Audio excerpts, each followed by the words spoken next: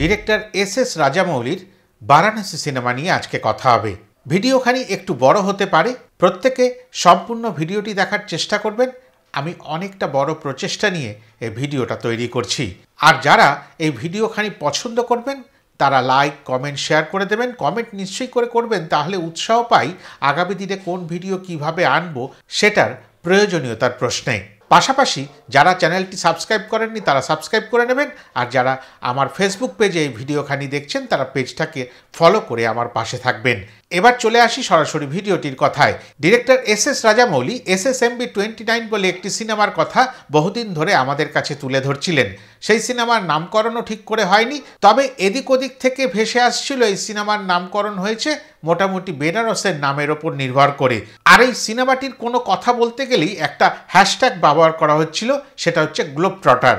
সেখানে বোঝা যাচ্ছিল সারা পৃথিবী জুড়ে এই সিনেমার ব্যাপ্তি আসবে। কিন্তু 15ই নভেম্বর 2025 ওই গ্লোব ট্রটার নামেই একটি ইভেন্ট উদযাপিত হলো রামোজি ফিল্ম সিটিতে, এবং সেখানেই নতুন নাম চলে এলো বারাণসী, এবং সাথে আরেকটি হ্যাশট্যাগ যুক্ত হলো টাইম ট্রটার বলে।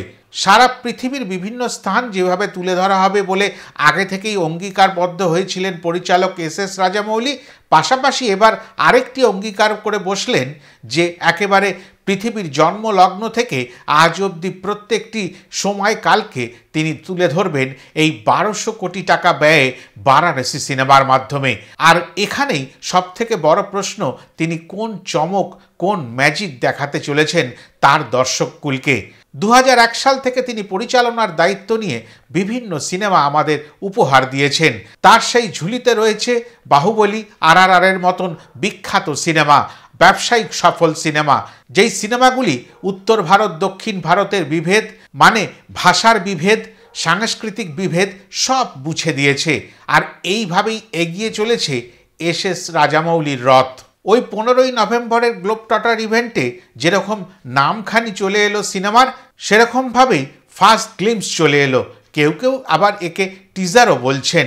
তবে এই টিজার বা ফার্স্ট গ্লিম্পসটি তৈরি করতেই 1 বছর সময় লাগালেন।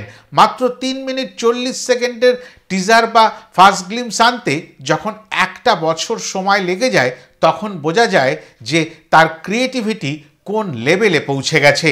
আর এই বিশেষ ইভেন্টটি কভার করার জন্য হলিউড থেকে বিনোদন জগতের বিভিন্ন সাংবাদিকরাও এসে পৌঁছেছিলেন।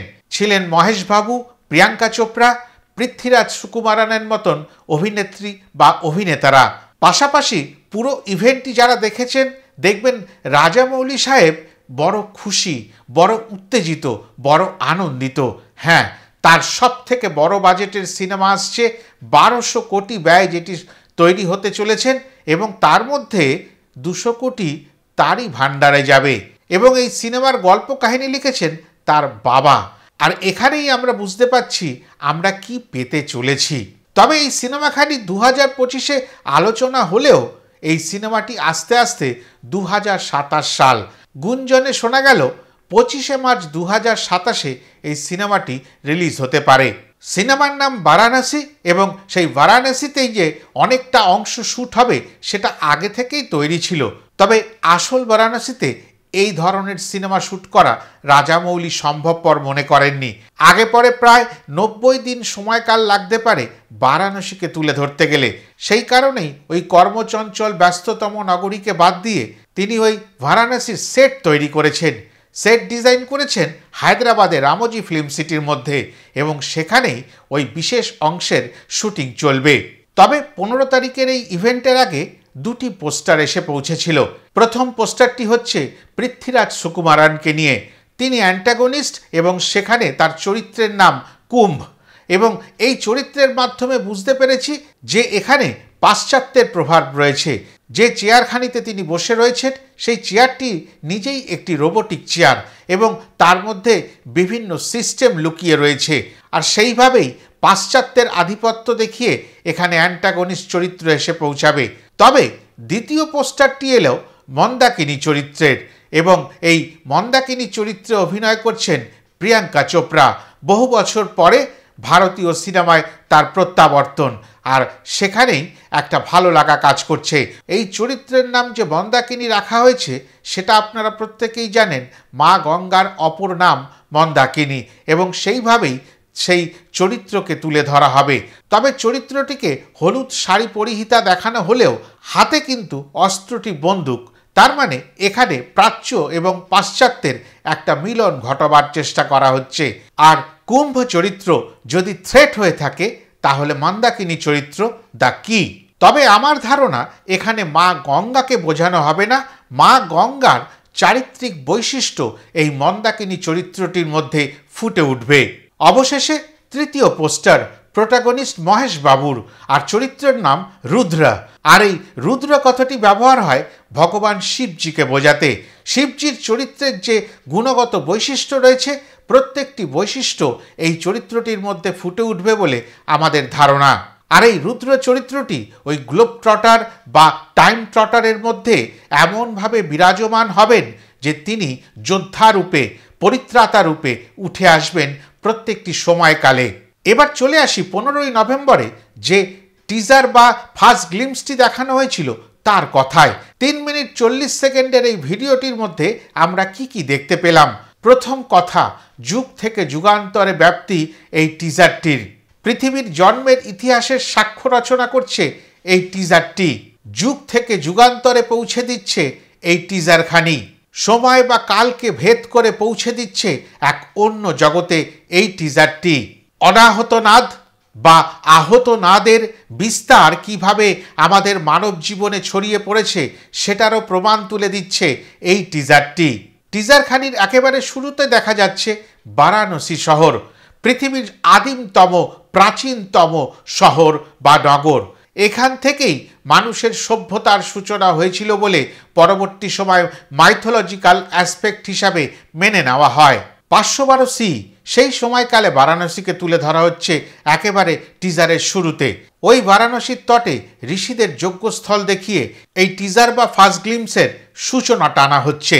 তবে 512 সির পরেই সোজাসুজি 2027 সি একেবারে পৌঁছে যাচ্ছেন আন্টার্কটিকার বরফাবৃত মহাদেশে, আর সেইখানেই নতুন প্রাণের সঞ্চার। আর এইভাবেই একটু একটু করে বিভিন্ন ট্রানজিশনের মাধ্যমে এগিয়ে চলছে টিজারখানি।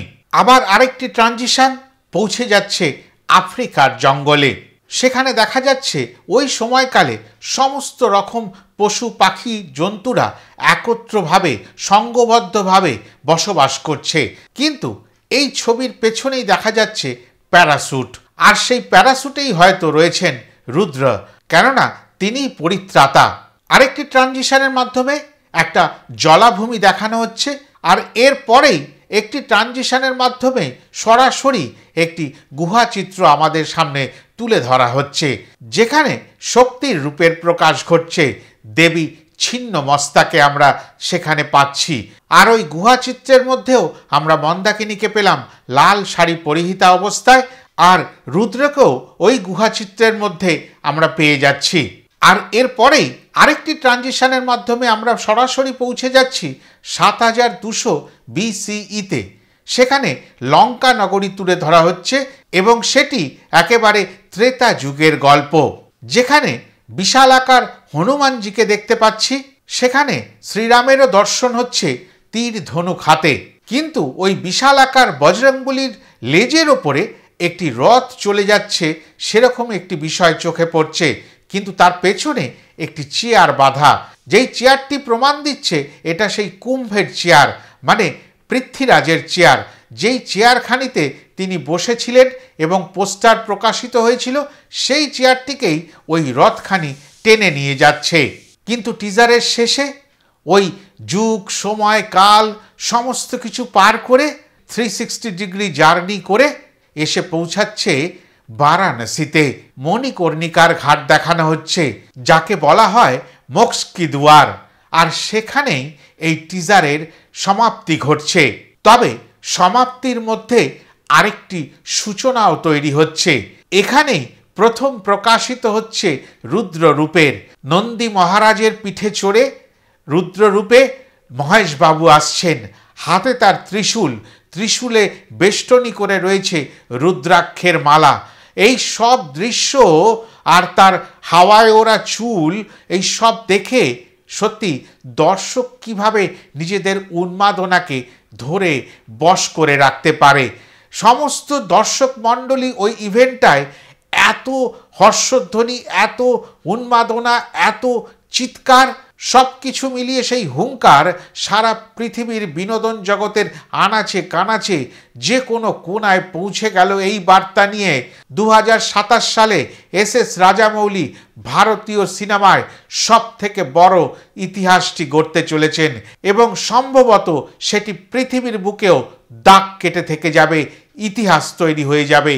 তবে এই ফার্স্ট গ্লিম্পস বা টিজারটিকে অনেকেই এআই এর ব্যবহারের কারখানা বলেছেন, তবে এখানে কোনো এআই এর সেভাবে ব্যবহারই হয়নি। আর্টিফিশিয়াল ইন্টেলিজেন্সের থেকেও এস রাজামৌলি বেশি জোর দিচ্ছেন ক্রিয়েটিভিটির ওপরে। ক্রিয়েটিভিটির পাশাপাশি রিয়ালিটিকে গুরুত্ব দিতে চাইছেন। দর্শকরা এই সিনেমাখানি দেখার পরে যেন মনে করেন যে সত্যি কিছু ঘটনা তাদের চোখের সামনে তুলে ধরা হলো। আর এইভাবেই সূচনা পর্ব থেকে কোমর বেঁধে নেমেছেন এস রাজামৌলি। এই সিনেমাখানি সম্পূর্ণরূপে আইম্যাক্স ফিল্ম ক্যামেরায় শ্যুট হবে।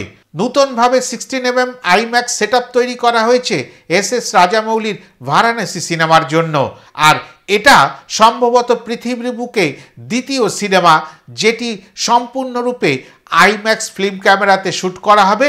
এর আগে দ্য ওডিসি বলে একটি সিনেমায় সম্পূর্ণ সিনেমাটি যেটা আইম্যাক্স সেটআপ দিয়ে শ্যুট করা হয়েছিল। আইম্যাক্স ফিল্ম ক্যামেরার কয়েকটি সমস্যাও রয়েছে।